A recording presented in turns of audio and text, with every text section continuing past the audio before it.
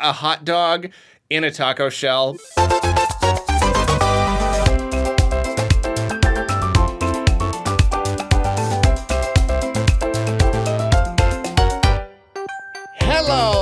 Hello, and actually, hello, my wonderful friends, and welcome to another episode of Arlocast. 2 months. We have been through 2 whole months of Arlocast, and that is a particularly huge milestone because it's 2/3 of the way to 3 months.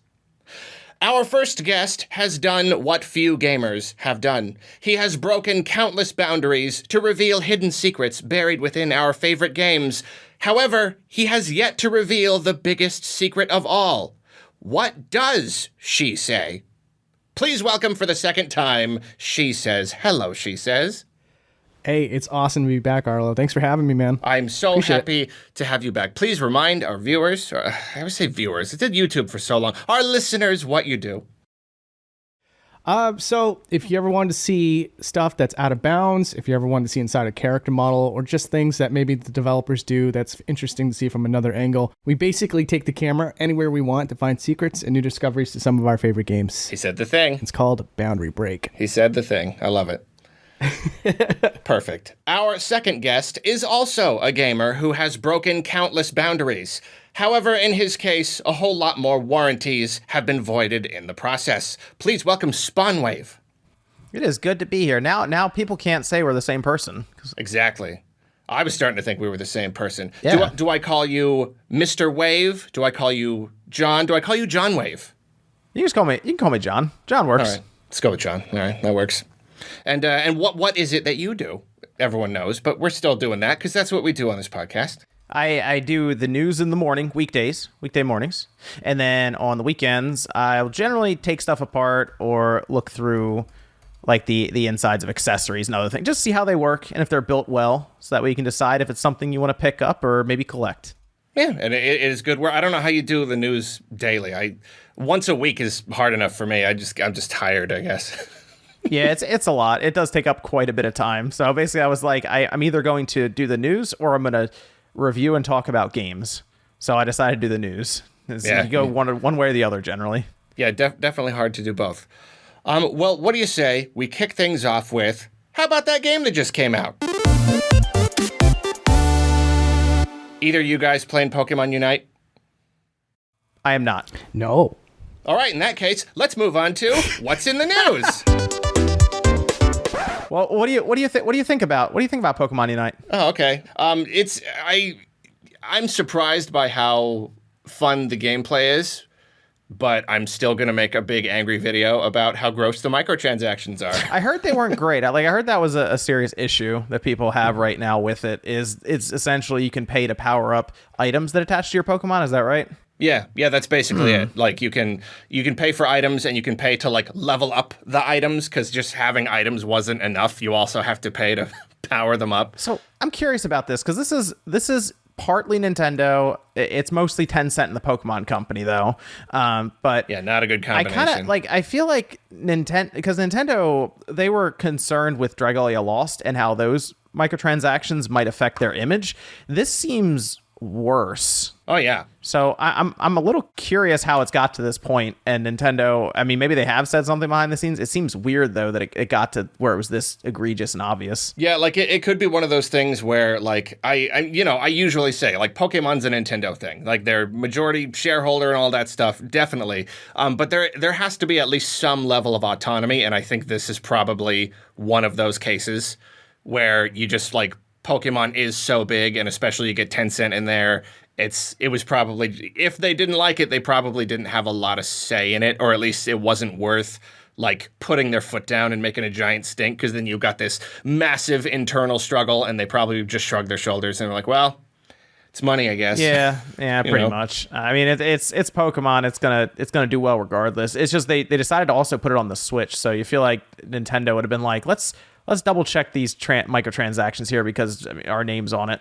Yeah, exactly. It's just, I mean, like, even, and that's the funny thing is like, it was already going to be gross enough without like the powered up items.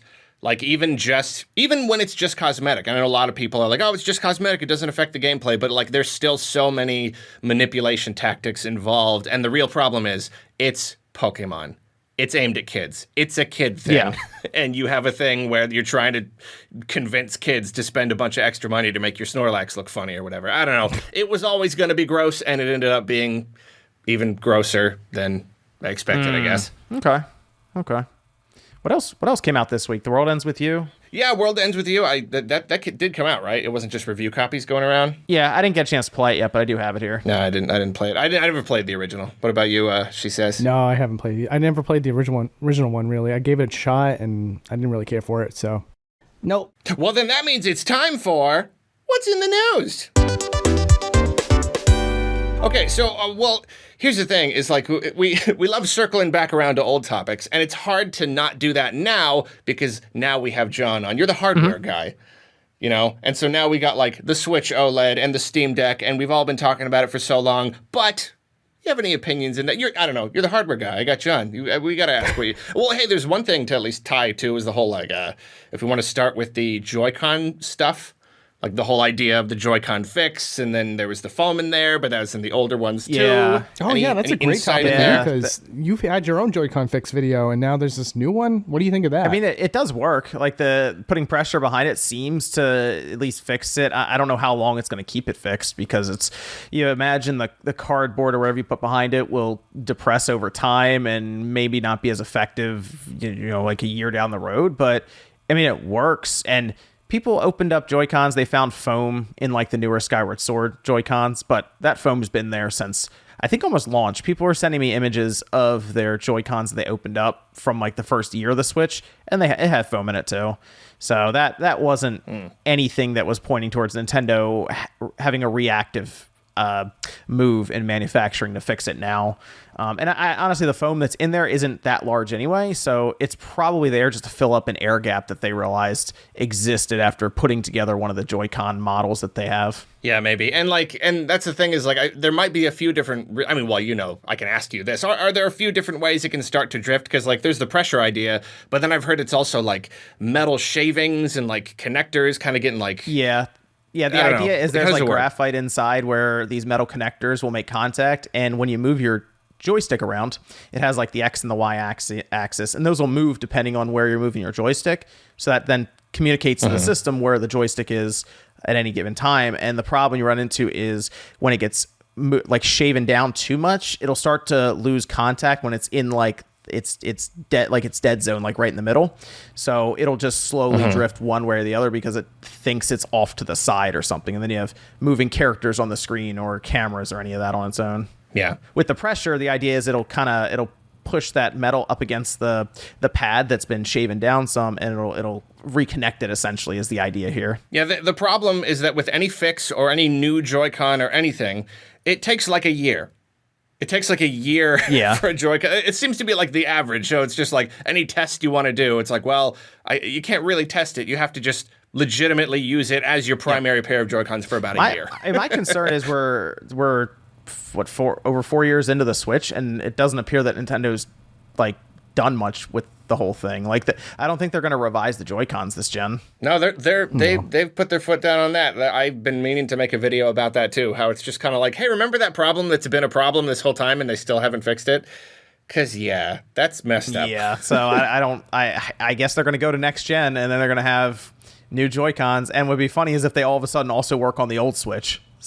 Like, they just slot in, and you can use those there too because we kept the same form factor. Yeah, like you couldn't have released this before. I mean, like I know it would cost a little money to redo it, but come on, it's a major problem. Yes, yeah. I wonder how much profit they make off of these Joy-Cons to begin with, because they're so expensive. Yeah, like I wonder what the profit margins are on those things, because it's got to be huge, and it gets better every year. Yep. Yeah, and it only aids them that people just have to straight up buy new ones instead of having to get them repaired, or just have ones that just work for a long time. Yep, it's a convenient problem for them. Yeah, I know, seriously.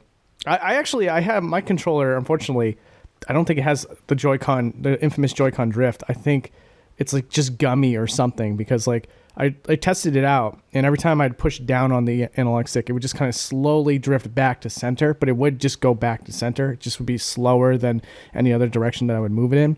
Oh, weird. Yeah, I thought I had drift for a second because I was playing Legend of Mana, and there's like a no dead zone on the menu scrolling. So like if you so much as move the analog stick ever so slightly off of the axis, it just starts flying, which is crazy. So I can't play Legend of Mana because of this issue I have with my Joy-Con. But it's yeah, there are a lot of games like that. There are lots where it's just like literally the tiniest bit. That's Pikmin 3. Oh, like, really? Your character only moves when the Joy-Con is pushed all the way. So I have the tiniest little dead zone. I mean, like, just a microscopic dead zone just up. So the character just does. And I've heard other people saying this too. They have to, like, zigzag back and forth to move forward because they can't go straight up. Oh, wow. That's terrible. Like, you need to give us at least a tiny little bit of leeway there. Yeah, it's the Joy-Con stuff's maybe gravitate more and more towards just having the system docked and using a Pro Controller. Yeah, absolutely. I still have like a Joy-Con in a drawer somewhere, and I printed out the thing, and I just still haven't taken it in. But yeah, I haven't been playing handheld very much at all. Oh, that's like what I exclusively do. Oh, okay. I almost got the OLED because of how convenient it is for playing in bed, basically. Like, I'll have the fan running at night or something, and if I do that, it drowns out the game audio. So I'll tell you, if you're playing in bed at night, that OLED is like right up your alley. Yeah. See, I kind of want it, but then the Steam Deck rolled around, so. Yeah. Any general thoughts on that bad boy? Oh, I think the Steam Deck looks great. I think it's an awesome idea. I'm glad that Valve is doing it themselves and not saying, hey, all these companies come in and take a shot at it like they did with the Steam machines, because that's what ruined it. Yeah. Like, I didn't understand that. The whole idea, the whole point is we can make a console. It's a PC, but we can cut down on costs by making a bunch, because that's what console manufacturers do. That's why they're so much cheaper. And then they're just like, no, there's a bunch of Alienware ones and a bunch of different SKUs, and I did not understand it. There was so much to that just wasn't anything that anyone was really looking for, I feel like. With the Steam Deck, there's definitely like an applicable use for almost anybody. Like somebody that owns a high-power PC can still find themselves owning a Steam Deck because it's just that portability aspect, you know? And with the cloud saves and everything else, like, sure, you can do a majority of your time on your big rig, but you could still take it somewhere and just use it when you're out. So no matter where you are as far as tech goes, even if you don't really have like a massive PC, this is also very valuable to you. It's like suddenly you do have an access to play PC games with your friends that they've talked about for years, and you always just own a game console. Now's your chance to actually play with them, and then combine all that with the fact that we're now immersed in Switch culture, where like portability for mainline console games, it's almost like a new standard. We have to have that. And so for Steam Deck, I think this is like an amazing device that we're eventually going to see ourselves probably playing more than our Switches, I'd say. Obviously, with the exception being the Nintendo exclusives, but yeah, I'm really excited about it. Yeah, I like it.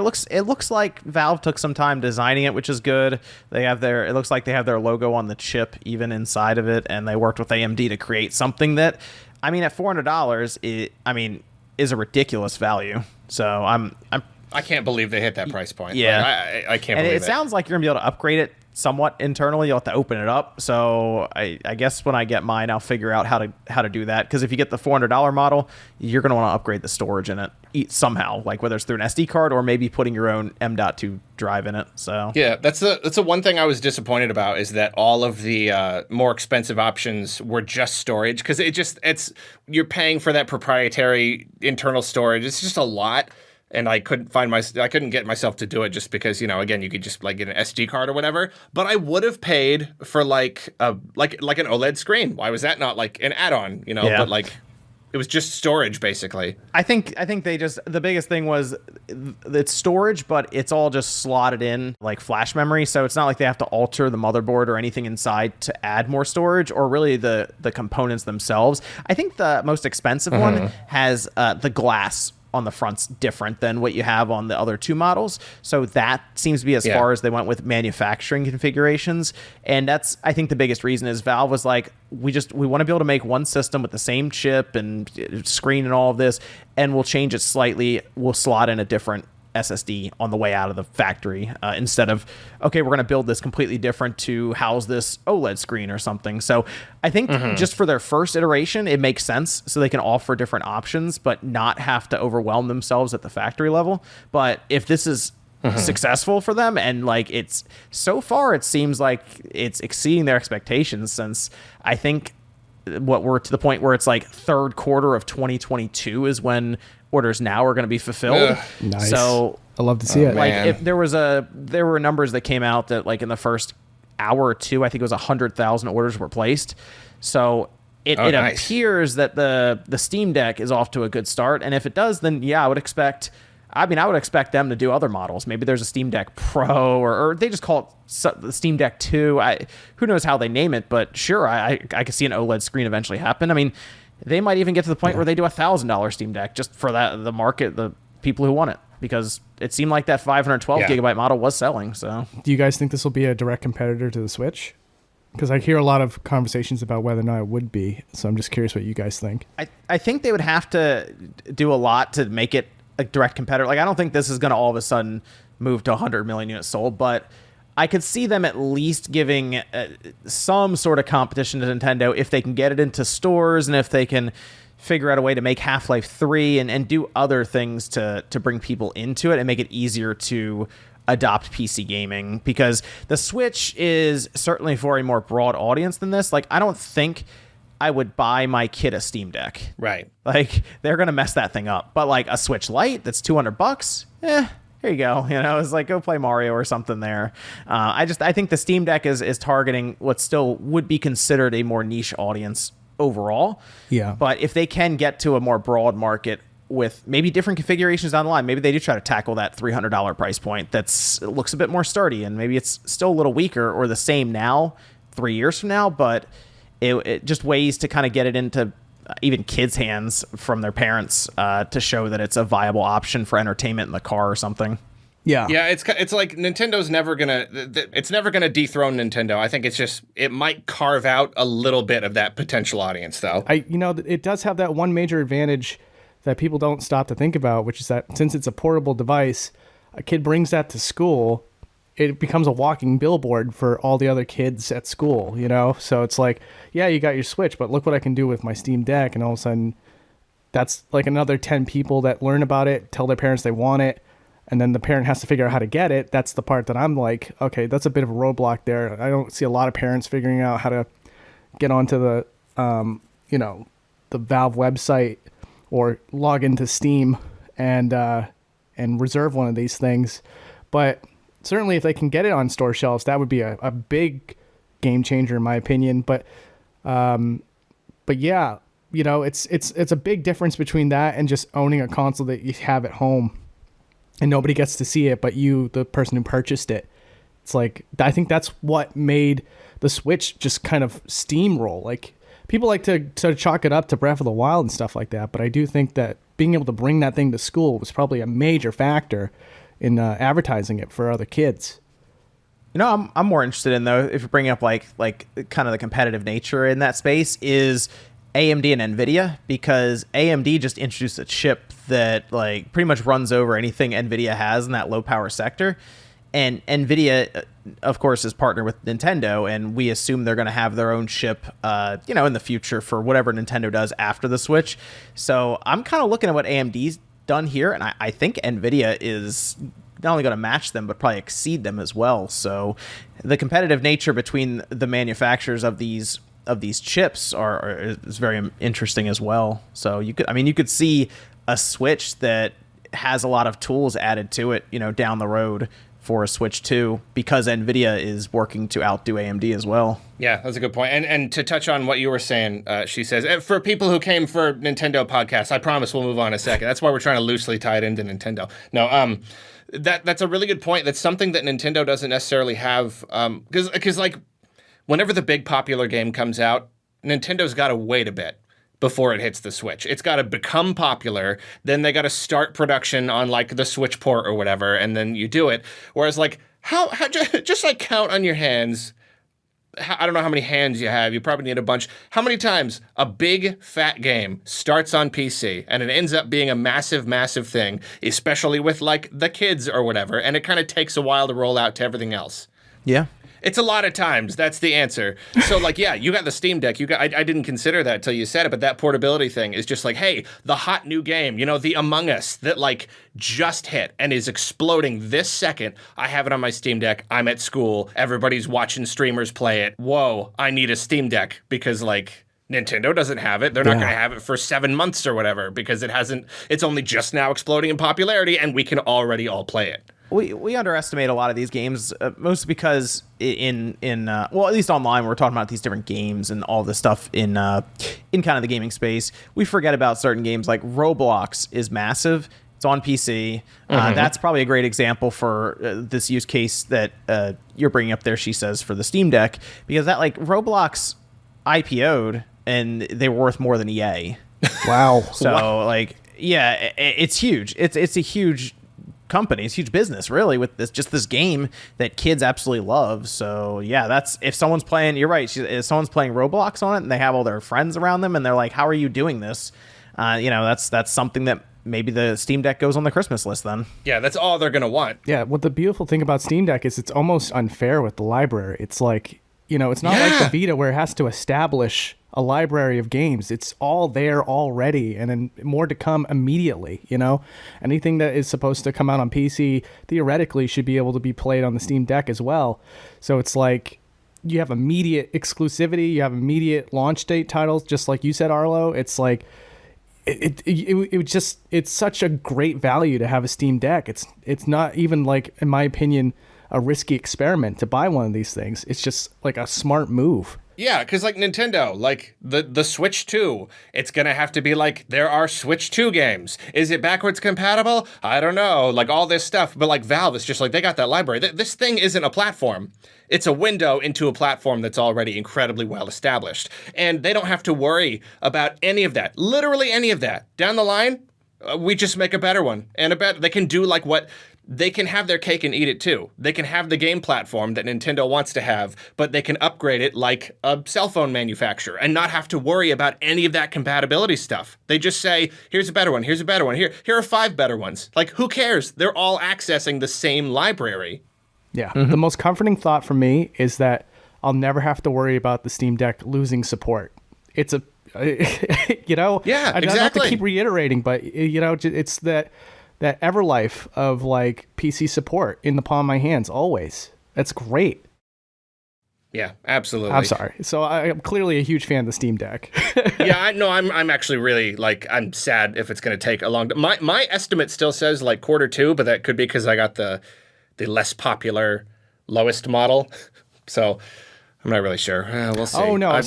How it works is like you're going to get yours at Q2, and then now if someone wants it, they're going to have to wait till Q3. So you're locked in for Q2. Okay. But we should move on, get to some more Nintendo stuff. Thank you all you patient people out there hearing more about the Steam Deck. Just again, maybe next week we'll give it a break. And then next week return. What else we got in the news? We got like Animal Crossing. Nintendo is saying they are, I mean, they didn't give any specifics, but kind of like the way they worded it is kind of like, we're gonna make some new content, and it's not just gonna be recycled like holidays, Any thoughts on that? I mean, I fell out of Animal Crossing a little while ago. But go ahead, Shesez. Oh, I hope so. I hope there's going to be some really good content along the way. I know that they're making it, and I'm hearing rumors about Brewster coming back. Obviously, it's almost like a just give it to me kind of thing, and we don't even stop to think about what does Brewster do exactly aside from allow you to sip some coffee. I don't actually really that know exciting? why. What's that? I really don't. I've been meaning to make a tweet about it. Just like, I'm going to spoil the tweet. I might still tweet it. But like, I don't know what's more weird. The fact that people are so just like ravenous about wanting to spend 30 seconds a day sipping a fake cup of coffee in a video game, or the fact that Nintendo won't give it to them. Like what's weirder than Nintendo's just like, no, absolutely not. I more than anything, I want something Mr. Rossetti related. I know he's like the operator of the game, but you can't see him. You can't interact with him really. We need more. We need more Rossetti. I want a He's Rossetti my favorite. thing. Yeah. So I hope there's some Rossetti content. I don't know. The possibilities are endless. I hope they do some quality of life improvements with these updates. But yeah, give me more Animal Crossing content. I'm all for it. I love Animal Crossing. So if you can give me a tangible update to the series or the newest title, I'm down. Give it. So what happened here exactly with Animal Crossing? It just updates stopped for how many months? When was the last substantial update for the game? Forever ago. I Jeez. stopped paying attention. It's been a while. Oh, okay. I was a little surprised because this has been such a hit for Nintendo. I thought they would have just been like, all right, let's just keep updating it over and over because there's 30 some odd million people who bought the game.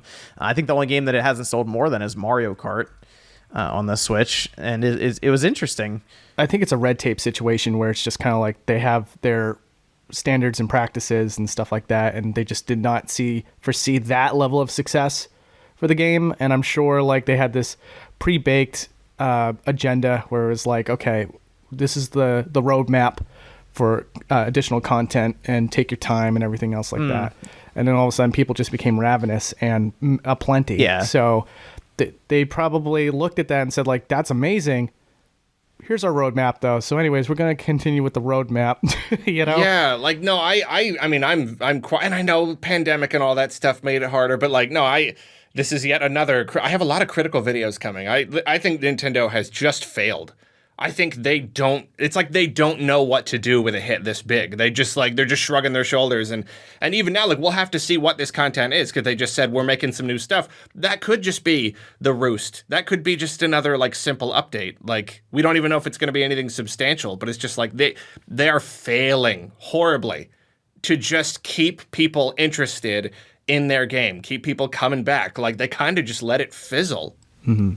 It's something that I was thinking about. I saw a tweet the other day and it kind of inspired this thought, but I think the problem with New Horizons is that it felt like there was a lot stripped away, and then things were just kind of being drip fed back into the game that were already in New Leaf. And so it kind of set this expectation up that there would be a lot more content coming for Animal Crossing New Horizons, and we just haven't seen it, And so I think that's where a lot of unsatiatedness comes from when it comes to this title in particular. It never felt like a complete package. Yeah. As good as it is. There's been concern about that with a lot of Nintendo's recent games, really. I guess just this generation in general, games coming out and then being updated as they go along. Basically, Mario Tennis, as an example, right? That comes out, and then a year later, it feels more complete because they decided to add stuff over time. And Mario Golf comes out now, and it once again kind of feels incomplete. And then they're saying we're going to add stuff as we go along. And I guess just Animal Crossing being another one that you said comes out, and it feels kind of stripped away compared to previous entries. And I guess even now after the updates, it hasn't gotten to that level yet. I mean, we had the 1 year in March, and they didn't have any kind of update really for that either. Yeah, and that's what's weird is kind of when they didn't have basic things that have been in all the other games, my thinking is okay, well, it's definitely coming. And you think a year. That's a good life cycle or whatever. Once a year passed and they still hadn't done that stuff, that's when it's yeah, this is weird. Yeah. This is really weird. And I kind of feel I'm one of the people who thought that even after updates, something like Kirby Star Allies, I still didn't feel like that was a complete thing. And that, because that's the problem is, the content will come later, but you never know exactly what that content's going to be. Even with something like Mario Tennis or whatever, it's just it was just some more characters. That's not even, that's why it's not even content. That's why I was a bit more, I'm a bit harder on something like Mario Golf now, because we've seen what Nintendo will do with some of these. I mean, do we call them live service games? Because they're adding updates as they go along, and they're getting content as we go along to keep people engaged in it. But we don't, like you say, we don't know. It feels more like a flip of the coin than anything else. If is it going to get content as we go? The game that I would have updated obviously would have been something like a Mario Odyssey. Yeah, still weird. There's got to be a sequel coming, because why did that not get DLC? Yeah, that seemed completely obvious to me, but it never happened. So it's just, I mean, they had with the balloon thing with Luigi. And Yeah, that's all I can think that of. was kind of it. It was fun, but that was kind of, and that's a big problem I have with Nintendo is just, and it kind of goes in line with what a lot of people have said about the company and about leadership is there's just a lot of inconsistency. There's no strong central leadership to put their foot down and say, like, we need our games to be consistent. Like, it goes from project lead to project lead. This person will think this. This person will want to do what the fans don't want. This person will want to make the best game ever and update it like crazy. Like, it just, there's no consistency. There's no person being like, no, like, we need to make all of our games good. They all need to follow a certain philosophy. They need to have a certain amount of content. It's all over the place. It's interesting because that's the whole Paper Mario story, isn't it? Where Miyamoto is kind of like slowly heading towards retirement, and I think that he basically had a set of ground rules that teams have to adhere to going forward, and we're seeing not positive results from that. So it's hard to say what if that's really the solution to have like a peacekeeper or a guidebook essentially that's put in place for all these games. Because if Miyamoto was strictly in charge of how lore is handled and what's allowed to be done creatively and all this stuff, we just have a bunch of franchises that are similar to Paper Mario, in which it just becomes homogenized and stripped away of any sort of identity. Yeah, you'd need the right person for sure. Yeah, and then who does that become? Who gets to have that sort of level of authority? It's Koizumi. Koizumi? Okay. It's Koizumi. He should be the president, and he should be in charge of everything. He's perfect. I say Reggie. No, I'm just kidding. Koizumi works. He seems to be pretty creative. Mario Odyssey being a great example of that. Well, as long as it's not whoever messed up Metroid Prime 4. What was enjoyed that? I'd love to know the story behind that. But as I recall, I believe they wanted to have a Japanese developer on Metroid Prime 4. And do we remember who that was? It was Nintendo. It was one of their internal studios, and then it was Bandai. And apparently they were trying to build this thing out, and they went to put it together, and it did not work. And they said, let's call Retro Studios, because who knows what they're doing. Yeah, I would do anything to see what didn't work. I know they're never going to show us. It's never going to see the light of day, even if it's just like art and stuff. I don't know. I would love to see what they had. What went wrong? I don't know. Nintendo gets hit with leaks here and there, Giga leaks. You never know. That's true. It's just sad that it has to be leaks. It would be great if they did it on an official capacity. It's possible Bandai has a good chunk of the game too, and you never know if that stuff could leak from their start. You never know. That's true. Maybe they'll get hacked. Who knows? Well, what else we got? Nothing super interesting. There's like the Olympic stuff, but there's not really much to say there. Nintendo was going to be at the Olympics, and then they didn't. So, Any idea why? I've heard there's just a lot of controversy and stuff surrounding the Olympics in general. At first, I assumed it was because it was too difficult, but then I saw that, like, they went through with it, and lots of other people were there, and lots of other video games were represented. So it could just be like a political thing, it could be the fact that it was there. A lot of people, pretty much everywhere the Olympics goes, whoever hosts it ends up hating it, and because it just like completely messes up their whole entire place. So maybe I at least according to comments I've read, I don't know how true they are, but they were saying that like people in Tokyo hated that the Olympics were there. So maybe it started to become a thing where it wasn't a good representation. It wasn't a good time to like integrate their brand into it. I don't really know though. I have no idea. Well, I guess that's all I got for news. So we might as well move on to listener questions. Who's ready for some questions? I am. I'm always ready. Good. You better be, because these are good. No, funny story. We were delayed by a little bit because I realized at the last second that I hadn't asked people for questions. So I had to go to the thread for last week's questions and get new questions, but that's okay because there were more good ones in that thread. Let's see. The very first one we have, Gex, like Gex the Gecko. He's here. He's a listener apparently. That's amazing. Gex asks, what's your favorite arcade game? She says, start with you, because I know you got opinions on this. I do. So, all right, there's different types. I'm not going to make this too long, but as a kid, my favorite one was the Simpsons arcade game. Oh, I was going to say that. Yeah. That's a good one. That one's great, but for longevity's sake, I actually don't consider the Simpsons arcade game the best because, you could play through it and then all you have to do is just pump in quarters to win. And then within 10 to 15 minutes, you would completed the Simpsons arcade game. As beautiful and as well crafted as it is. And I love the presentation to death. With that said, then you got to think about, okay, what arcade game could you own and play forever? And so with that, I think that my favorite arcade game is Street Fighter 2. I love Street Fighter 2. You can just bring a buddy over, or you can take your skill with a Street Fighter 2 arcade, and you can go to a local arcade and challenge some random stranger, and there will be memories made.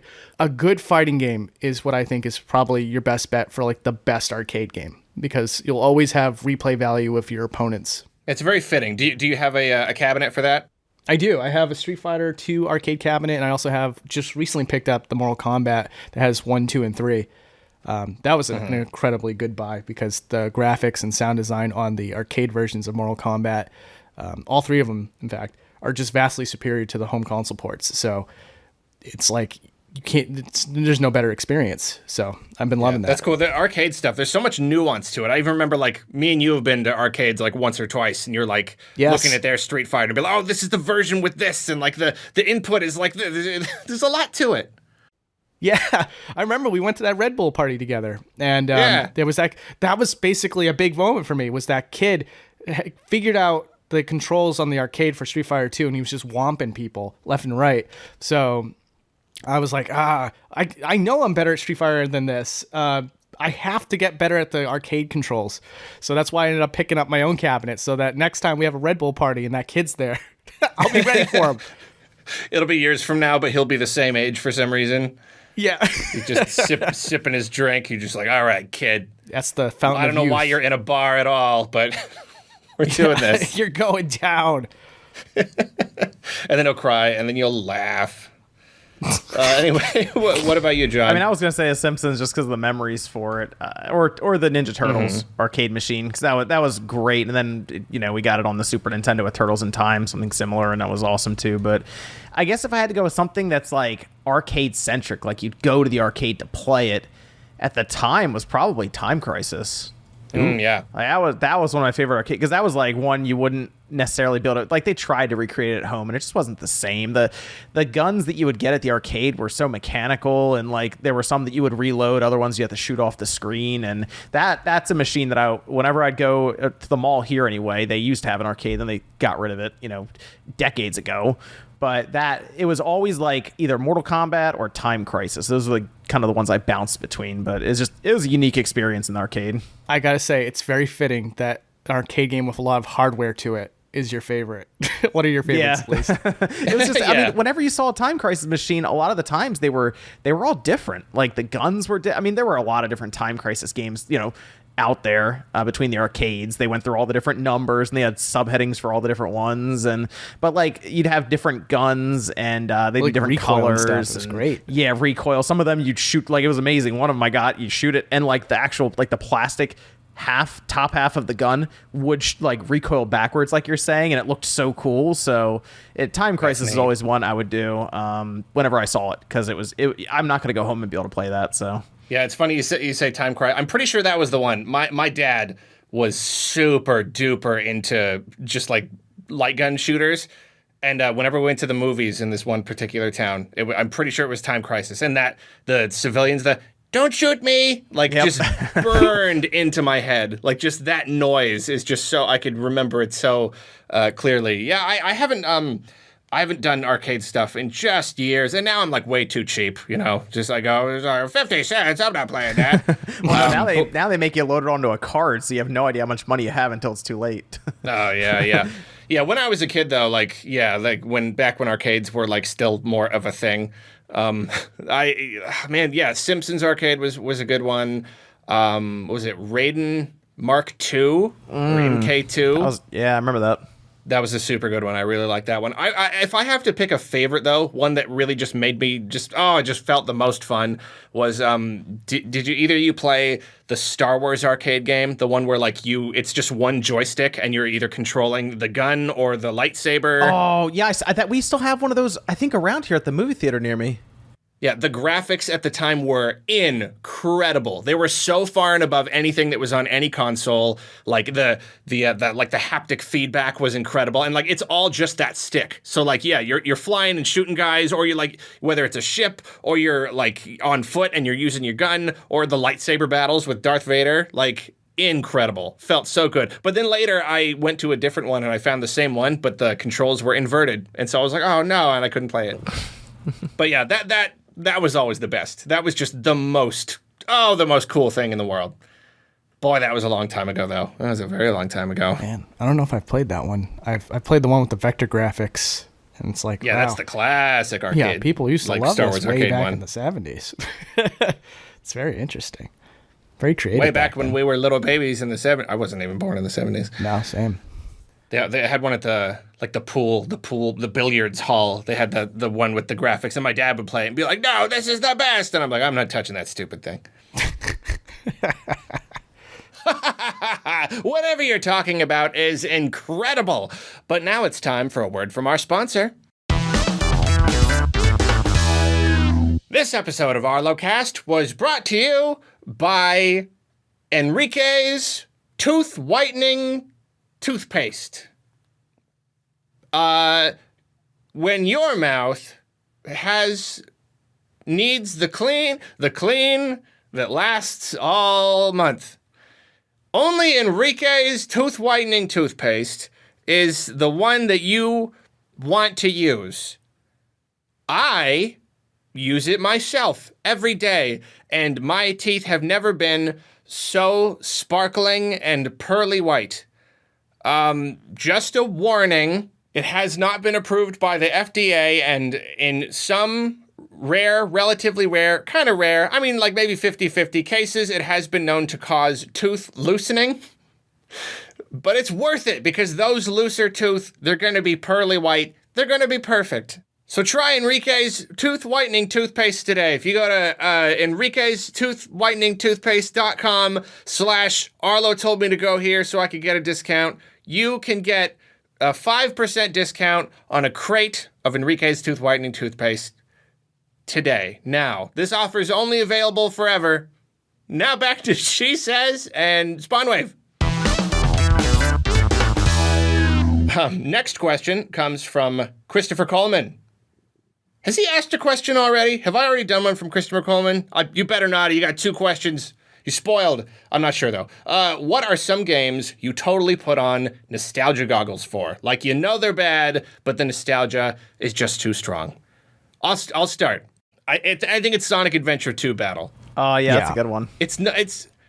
I mean, like, okay, yeah. I will argue that the Chow Garden makes it a legitimately good game. If you just view, it's funny, we talked about this last week too. If you view the game as the mini game that feeds into the Chow Garden, that's just a good game. But like, as far as the actual game goes, no. I mean, and I haven't played it for years. Maybe if I picked it up again, I'd be like, no, this is dumb. But like, it's not a very good game. But man, I had so much fun with it. So many good memories with that thing. For me, I guess it would be Sesame Street ABC on the NES. Good answer. It's so mindless, but there's so many memories attached to it. I will occasionally pop that back in and just admire honestly, again, I'm almost certain that this is nostalgia bias, but I really appreciate the presentation that they put into it. Like, there's this one where you have to guess the words and stuff like that. And of course the gameplay is meant for little babies, but it's at a carnival at night and there's like this beautiful, like moon casted ocean water off in the distance. And I don't know. It's kind of a marvel to just look at and appreciate for what it looks like. Jeez, what am I saying? That's good. Here? You know, I think we often just overlook good stuff in otherwise bad games or like licensed games. Like, there are some people that put some genuine artistry into those games, but they kind of just get overlooked if they're just kind of a whatever game. But any old random game can have like, you know, a great thing like that, or great, like a great soundtrack that just like nobody really appreciates, because why would I boot up this stupid old game? And I think it's good to appreciate stuff like that. Yeah, totally. Yeah, and well, once again, the music was really good in it too. So it just takes me back, I guess. Oh yeah, anything that you played as a kid, like even just experiencing it, just looking at it and hearing it, it's just one of those little trips you just go on. What about you, John? I wanted to go with most games from the Nintendo 64, but I think it's either GoldenEye or the original Tomb Raider. I might go with GoldenEye. Yeah, a lot of people would argue that they're still good. Or Perfect Dark. I mean, like the original one. I mean, they did like a Perfect Dark remaster on the Xbox, and it's much better. But if you go back and play it now on the 64, and that frame rate goes into like the single digits at times, it's tough to play it. But I still remember back in the day playing that 4-player split screen and just having a blast with it. So I feel like I'd put the nostalgia goggles on for either GoldenEye or Perfect Dark on the Nintendo 64 specifically. But a lot of those 64 games, if you start them up now and you look at them, you're like, oh man, I remember when these games looked incredible, and now they just look like somebody smeared stuff on the screen. Yeah. It's a little hard to go back. And like with those games, I think like a lot of it came down to just like technical and controller limitations. Just, with the weird tank controls and stuff. Because, like, mechanically, they were really good. Especially, like, I played GoldenEye a bunch with my friends, and I wish that I had played Perfect Dark, because I played it later with a friend of mine, and I'm just like, this is so much better. Like, they added so much to it. The only real limitation is just controls and performance. So that's why I said like Perfect Dark now on the Xbox, significantly better. The remaster that they did at 60 frames, they even have online mode for it. But even back then on the 64, Perfect Dark let you use 2 controllers, which was cool. And what you would do is you'd do 2 analog sticks with. I mean, you'd have to have 2 64 controllers, and I mean, usually a friend would bring theirs over, so I didn't have a second controller at home until like later on in the generation. But it was that's the one. If I had to pick one and go back, it was that, or even like Tomb Raider, because of the controls before we had analog sticks on the PS1. Yeah, I played the demos. I played the demo or something for like 1 and 2. I could not do it. I could get nowhere. But I remember like playing it. I was like, this is incredible. Yeah, I mean, the graphics were amazing. It's a big adventure. Like, they were super cool. That's why I wished I could play them. Yeah, I just recently played Tomb Raider for the first time. So for the first hour, it was really tough, because just trying to figure out how to jump was such a awkward mess. Like, she would either do like a long jump or she would jump straight up, and you had to push certain buttons in order to have her do that, and you had to line yourself up correctly. Like, you couldn't even just like turn to look at a ledge very easily. You had to like maneuver.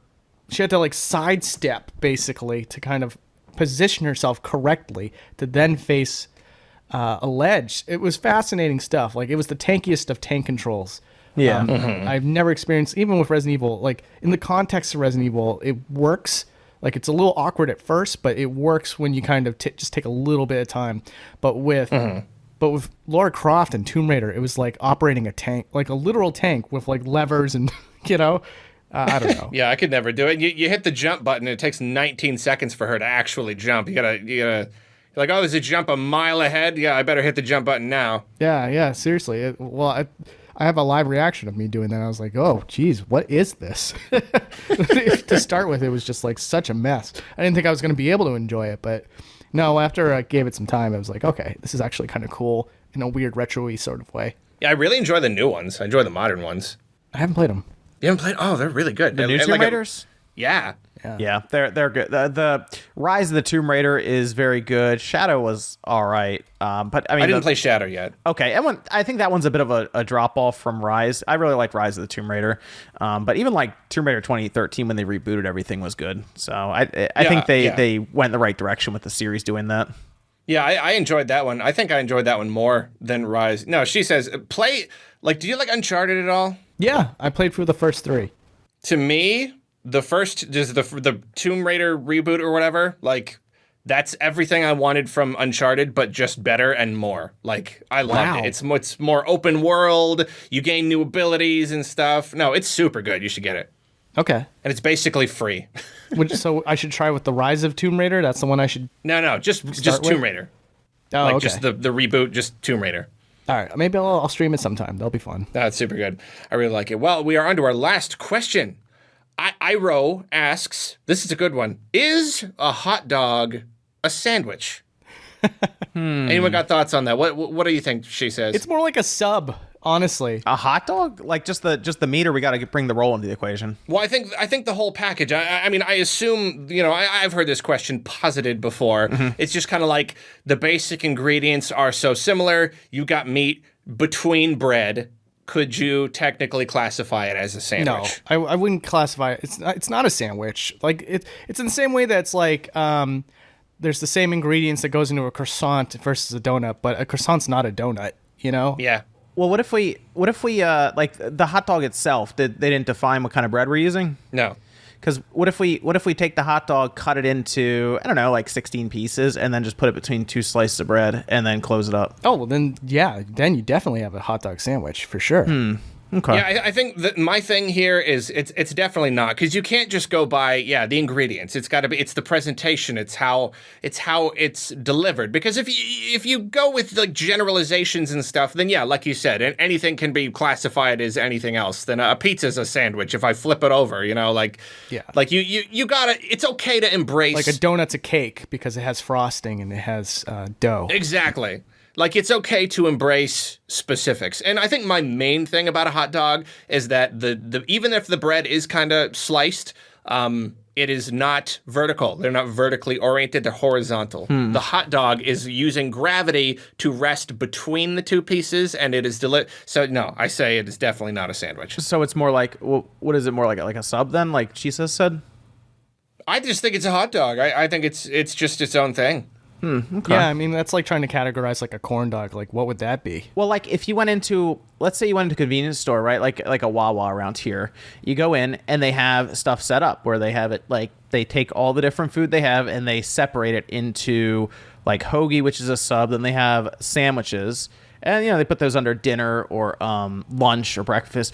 Where do you put the hot dog then? Like what? Well, that's like with the bacon and stuff, right? So because they have to set it up in their menu system. So you go into the computer and you type it out and you order. So you have to go into, okay, I want lunch, and then I want like the sandwich. I want a sub, or I want I don't know, some kind of turkey bowl or something like that. But it's all laid out like that. And then from the sandwich, obviously, you go into, okay, I want turkey sandwich, I want ham, I want any of that. Where do you put the hot dog then if you're in charge of the Wawa?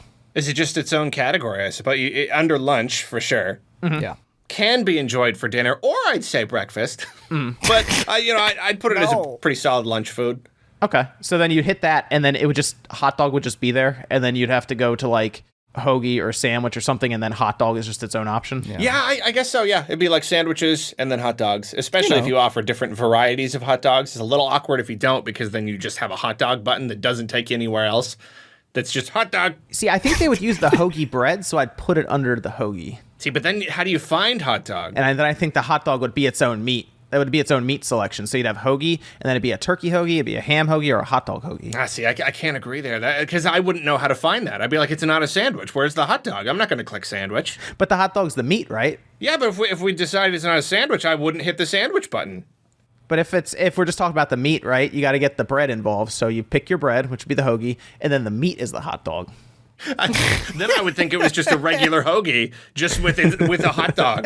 But at that point, it's not a hot dog anymore. That's so then a hot dog is a hoagie, is what we've decided. I'm not decided. I will not accept that. Yeah, you can make a hot dog sandwich. You can make a hot dog hoagie, but a hot dog is neither a hoagie or a sandwich. No, because then I just imagine bread with one hot dog inside and no condiments. So I feel like we're in like a little comedy bit right now. So is the hot dog a hot dog regardless if it has bread or not?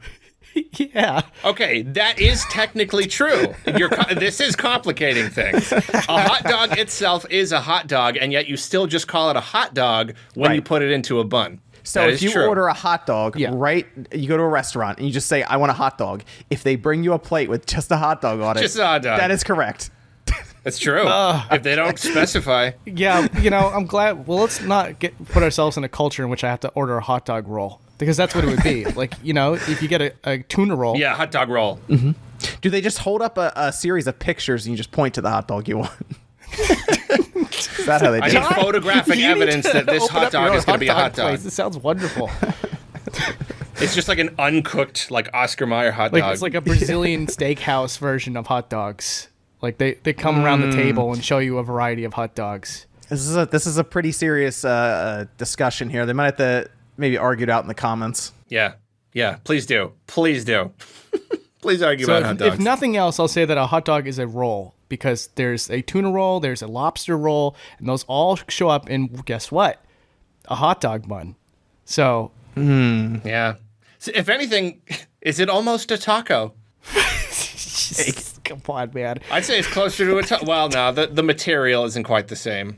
No, But could you eat a hot dog Yeah. in a taco shell? Well, see, now you guys are getting me really hungry for experimenting with hot dogs. I want to try a hot dog sandwich, hot dog in a taco shell, and in a hoagie sandwich. I am absolutely ready for this. I get super hungry because I always save the food talk for the end. I always get really hungry and I don't eat beforehand, so I'm starving. I feel like we're really getting on it now. I feel like a hot dog in a taco shell with, like, I don't know, maybe with taco fixins, maybe with hot dog fixins. Yes. I feel like either way, it's going to be, like, fine. It's just going to be, like, whatever. And yet the idea of doing that makes me feel like a complete wacko. Like, that feels like the craziest, most wrong thing I could possibly do. Even though in practice, there's nothing wrong with that. No. That just feels wrong. No, the only thing you should never mix with a hot dog, because I've done it before and it was awful, is tuna fish. Never.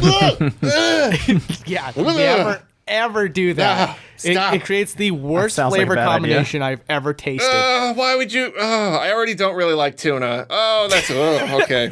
We got to move on, or I'm gonna need to excuse myself. Now we move on to what you've been playing, guys. What you've been playing? Just what you've been playing recently. What you've been enjoying, or for work, or for whatever. John, start with you. I was playing Halo Infinite. Oh yeah, you were. A lot of Halo Infinite. There's a tech preview going on. I've been playing it for many hours already. I'm hearing good things. It is very good. Much better than 5 for me. Better than 4. So it is a callback to the old Halo. The multiplayer, when they do launch it, which should be happening in a couple months here. When they do launch it, it's going to be free to play. So people can just download it and try it out on their Xbox or on their PC and see what they think. So interesting. I like what I've been playing so far. It's a small portion. We're just playing against bots right now that they've set up, which probably so they can collect better data on their bots, so they can have them if, like, say multiplayer rooms need help being filled or something down the road. But that's kind of where we're at right now. 2 maps, limited selection of some of the weapons from what I'm seeing, but we are playing online against them, and it's a lot of fun. The weapons feel good. I like the visual style of it. It's just it's Halo. It's a lot of fun. It's a callback to the old Halo that I really liked. And then I'm also... Yeah, they needed that. Yes, they did. They really did. They needed it to land. Then I'm also playing some of Death's Door that I've been trying to get through more. It is very good as well. Good indie. Good indie on the Xbox and on the PC. It's like $20, but it's kind of like a top-down Zelda-style experience. A little harder. I heard of that. Closer. People keep saying so. I think whenever a game is a little harder than they expect, they just immediately say it's a Souls game.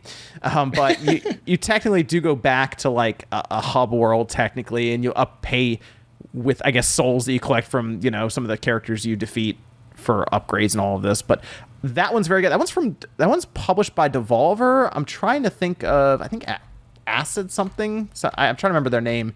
Created it, but that one's very good as well. I would look into that one. But those are the main 2 things I've been playing. I've heard its name around. Yes, I think it's worth picking up. Very good answers. Yeah, cool. Yeah, like I was saying, Halo, like they needed to land. Like they needed a throwback. They needed to recapture the old audience. They needed it to be good. It was supposed to come out when the Series X released. Like it's on the back of my Xbox Series Xbox.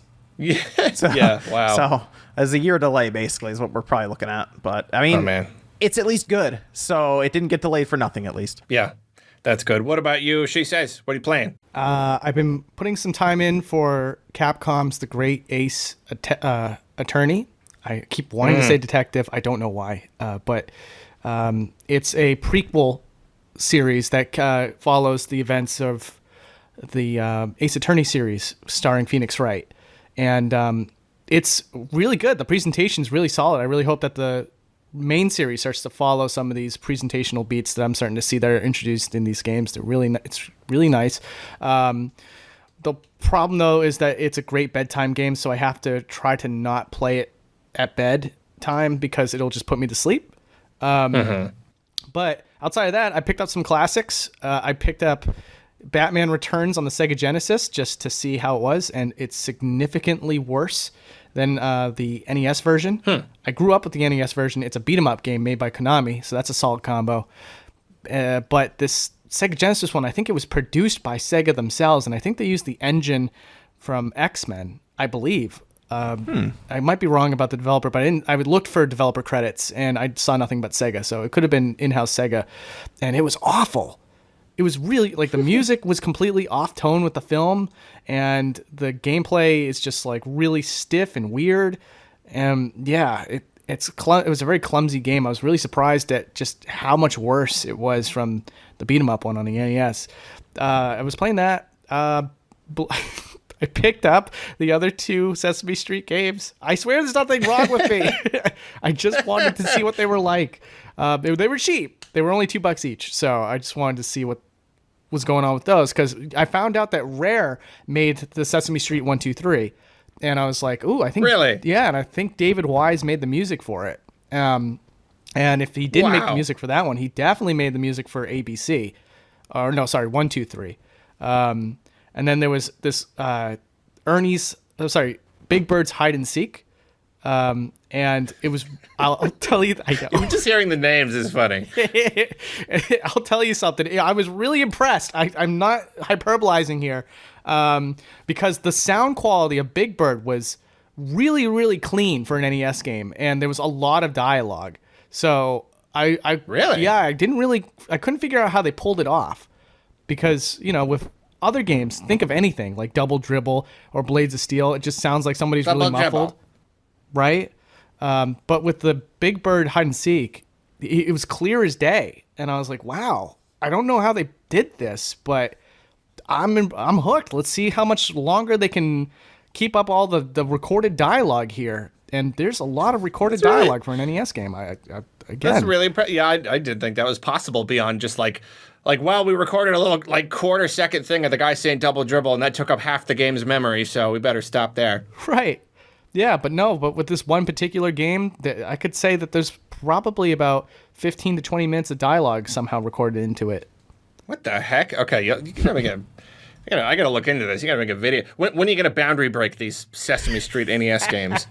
I don't think anybody would watch that, but I might stream them someday, just for fun. But yeah, I gotta be careful with boundary break. Gotta keep up with the latest trends in Sesame Street's not on the down low right now. Yeah, not at the moment. Maybe wait till the new movie comes out or whatever. It'll be all the rage. There's going to be a movie coming out? Well, for about 10 years now, they've been saying there's going to be a movie, and it's one of those things where you hear, like, oh, no, it's this person's attached to it, and then it kind of just doesn't happen. Oh. And I think they might finally be doing it. I hear, the last we heard is that Bo Burnham was going to be doing the music for it. Interesting. But I think even that was a couple years... No, that was it. I looked it up, and they were actually finally going to shoot. Guess when they were going to start shooting? When? April 2020. Oops. In New York City, on the street. So yeah, it is postponed indefinitely. Oh, that's so tragic. Yeah. They're basically going through the Kung Pao 2 situation. What do you mean? Well, Bob Odenkirk was going to make a sequel to Kung Pao, and how it just has never happened, and it's just been a long time. Right. Just never came to fruition, unfortunately. Yeah. Same with the Fraggle Rock movie. They've been teasing that for 10 years now. Jeez. Get it together. Well, what I've been playing, I dabbled in Pokemon Unite. I need to play it a little bit more to do a video on it. Like I said, the gameplay is surprisingly good. Like it's pretty darn fun, which makes the rest of it more disappointing. And then I've just still been playing Monster Hunter Stories too, and I talked about it on Twitter, and now I've played a lot, and I feel like I'm kind of getting close to the end. And I'm like, oh, well, if I just get to the end, I'll be done. But then everyone on Twitter is just like, oh, yeah, I've put in twice as many hours. And the end game is just ridiculous. I'm like, don't tell me that. I don't want to know that. Oh. Well, I don't want to I'm put very 1,000 fascinated hours. by your affection for Monster Hunter Stories, too. Because it looked like something I could easily write off. It looked really childlike, and the whole idea of calling out all of them monsties and stuff like that. It looks so unappealing. But I do love a good RPG, so what is it that I'm missing here? Does it have good twists and turns to the story? The story's okay. It's not like the best in the world. And like, I'd say the gameplay, it does get a little repetitive. Most of it just does boil down to like, go over here, fight a monster, go over here, fight a monster. A lot of the areas are very samey. A lot of them are kind of randomly generated. Most of it just comes down to the turn-based gameplay. There's just a lot of strategy involved. It's just a lot to it. But it's not like overwhelmingly complicated. It's just kind of fun. Play the demo. Like, okay. if anything will hook you about the game, it's going to be the demo. And also just how, like, there are monster dens and you get eggs and you can do an unlimited number of them. So there's always, like, a little dungeon to raid and get an egg, and you can take their abilities and transfer them over in this little bingo, like, gene system. So you can always, it's that thing where you can get tons and tons of a thing to make your thing better, and there's a million different monsters to get, and it's just fun. I don't know. I think my thing is I don't play a lot of turn-based RPGs, even though I like them. So whenever I find one, I really get into it, Yeah, well, do you know if the demo allows you to transfer your save file when you're done with it? That's always like I'm pretty sure, yeah. Yeah, it does. Awesome, okay. All right, I'll give it a shot. No, I've seen people saying they put like 10 hours into the demo. Like, there's a lot you can do, especially if you're just raiding monster dens and collecting items and stuff. I don't know. I think a big part of it, too, is I like the world, and I loved Rise. And this game, basically, it's the perfect companion piece. It lets you do every single thing you would love to do in Rise. Everything. It complements it so perfectly. All right, I'll have to check it out, man. It's good. Awesome. Do it. I will. Check it out. And now on to that was everybody, right? Yeah, it was. Now on to the final segment of the show. What you been eating? I'll start out because it's not that interesting. I've had this, like, I was doing Panda Express for a long time, and then I wanted to get better Chinese food, and then this week I just went back to Panda Express, and I'm not proud. I can't wait to hear what John had. So that's basically also pies. I'm into these. I'm just killing myself here. There's these cream pies, these Edwards cream pies. You ever have these, like the frozen grocery store pies? Yeah, of course. I love them. Edwards, it's incredible, and I found a new kind of pie that I like, and it's not a good thing. Arlo, pies and Chinese food? Come on. Pies and Chinese food. No, that's how I cope with my stress, and it's a very bad thing to do. I need to get back on the wagon, but pies and Chinese food. Wait, what's your favorite pie? Really quick. I just got to know. Okay, well, they got a chocolate cream pie. I was really enjoying that. Chocolate cream pie's really good. Yep. But then I'm doing this, it's like the turtle pie, where it's like pecans and chocolate and caramel and stuff. Oh, my God. That's really good, too. I like a lot of different kinds of pie. I might try the coconut one next, coconut cream pie. Yeah, it's a tough one for me. Like, if we're going traditional, I like, I believe, blueberry pie the most. And then if we start to go towards, like, the cream pies, I'd probably chocolate cream. I do like banana cream a lot, too. They're very tight competitors, but I think chocolate just slightly edges out. Yeah, regular pie, I don't know if I have, like, a clear favorite. There's a lot of them are very good. I don't know. John, what you been eating? All kinds of stuff. Pizza, ice cream. Wow. Not what I was expecting. Not what I was expecting either. French toast waffles. I got really into like zucchini noodles as well. Yeah, those are fun. Dinner. Yeah, I've been making a lot of those, mostly because zucchinis are cheap and you can get a lot out of it. And then you can usually I'll add like half a pound and 3/4 pound of ground beef and like some tomato sauce and stuff to it, and it actually comes out pretty good.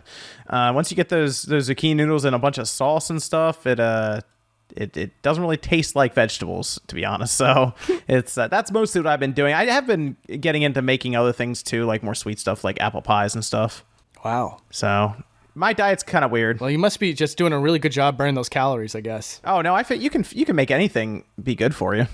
Really? Yeah. I eat. If people looked up and down my diet, they think I eat nothing but junk. I'm very It's really curious. funny. Yeah. Yeah, I ate all kinds of random stuff. But it's, like I said, it's all about balance and making sure your calories are good, and you can have all kinds of cool stuff like ice cream and brownies and all this stuff. Oh, yeah. See, that's what I tell myself. Like, if I exercised a bunch, I could probably get away with eating. And, like, moderation, that's my problem.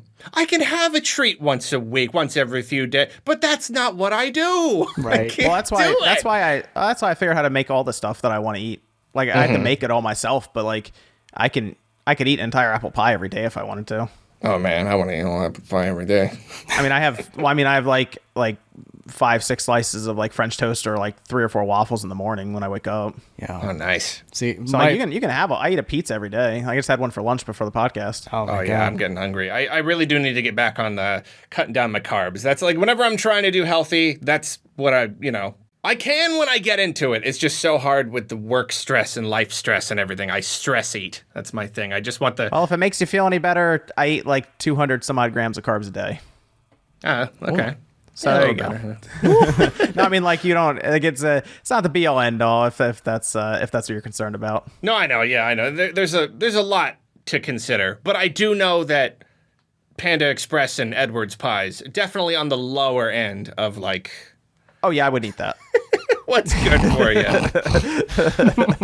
Cut back a tiny bit on there. She says, what you been eating? All right, so I got some fun answers here. Just Oh, yeah. yesterday, my girlfriend ordered DoorDash for me, and what showed up was 6 Dunkin' Donuts strawberry frosted donuts, Whoa, and I ate all of them nice. in the same day. nice. So I did that. That's what I'm talking about. I know.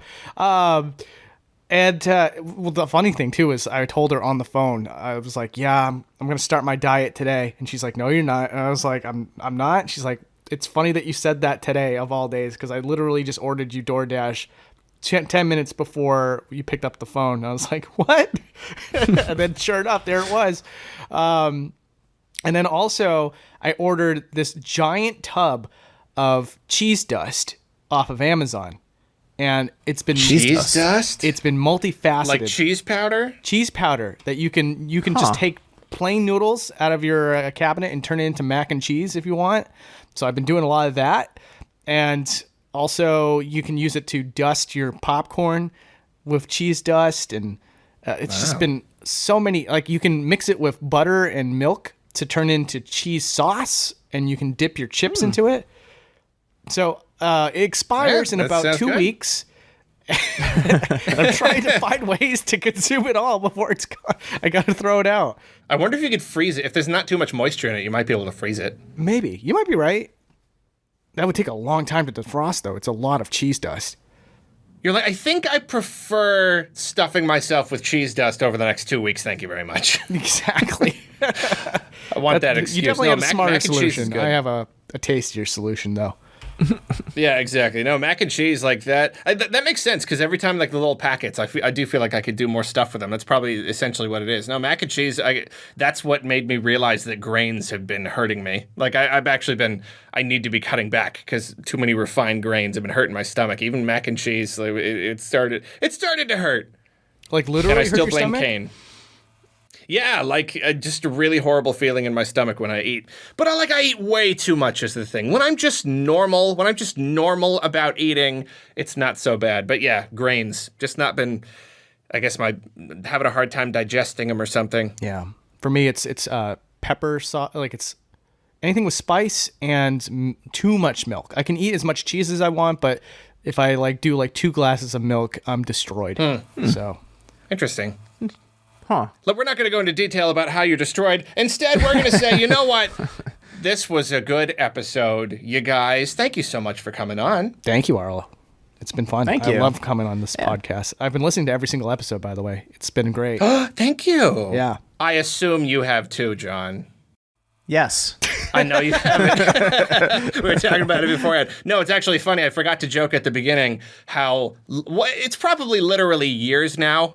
You've been trying to get me on Spawncat and just comments. They never stop coming.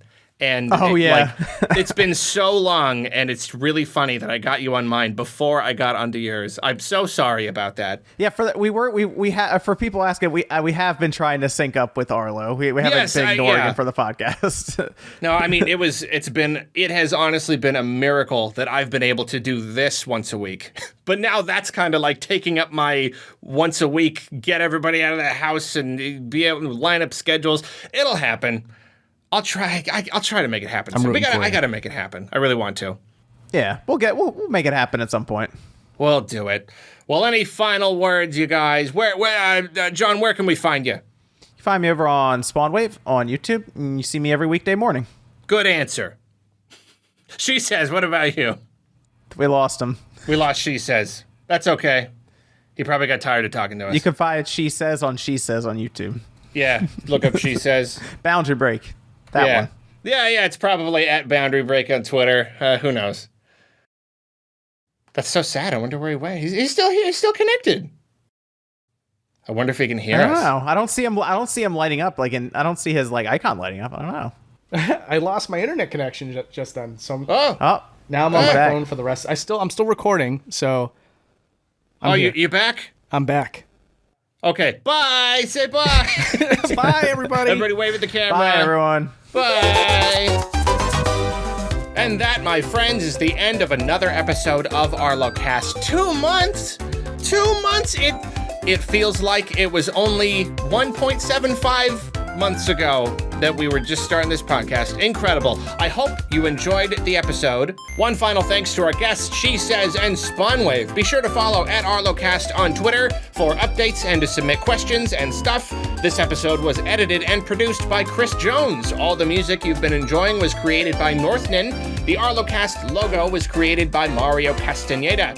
Links to all socials, channels, etc. for all guests and artists, along with an address for business inquiries, can be found in the show notes. As with all things I do, I am supported in part by my Patreon patrons, so an extra special thank you to them. I love you. I love you. Oh, I love you, patrons. Thanks again for listening, and we'll catch you next time on Arlocast.